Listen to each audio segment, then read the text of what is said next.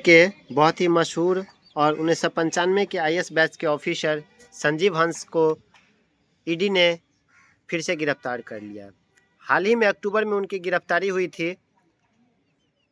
और इनके पीछे का जो मेन कारण था वह यह था कि बिहार के झंझारपुर के विधायक गुलाब यादव, जो कि 2015 से लेकर के 2020 तक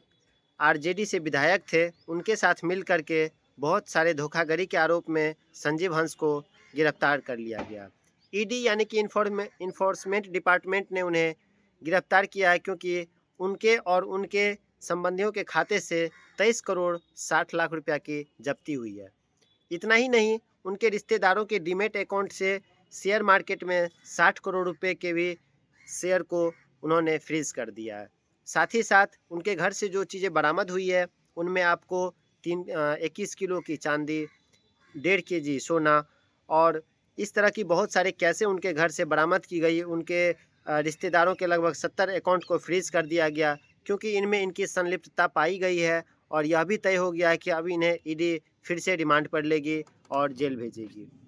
वैसे ऑलरेडी अक्टूबर से यह जेल की सज़ा काट रहे हैं और इनका ट्रांसफ़र भी अब ऊर्जा विभाग के मुख्य सचिव से हटा करके उनको नॉर्मल जीडी डिपार्टमेंट में कर दिया गया है। तो इनके पीछे का जो स्टोरी है वो है कि गुलाब यादव के साथ मिल करके यह बहुत सारी जगहों पर, जैसे कि जयपुर में 3 फ्लैट, दिल्ली में इनका 2 फ्लैट और बेंगलोर में भी कई सारे फ्लैट होने के कारण इन पर पहले से ही अकुर्त संपत्तियों के कारण इन पर केस चल रहा था और ईडी ने पीएमएलए केस के तहत यानी कि prevention of money laundering act के तहत इन पर केस दर्ज किया है क्योंकि बहुत सारे पैसों के धोखाधड़ी इन पर पाया गया है, जिस कारण इन्हें फिर से ईडी ने गिरफ्तार करके जेल भेज दिया है और इन पर अब धाराएं चलेगी, जिनकी वजह से गुलाब यादव भी इनके चपेट में आएंगे और गुलाब यादव पर भी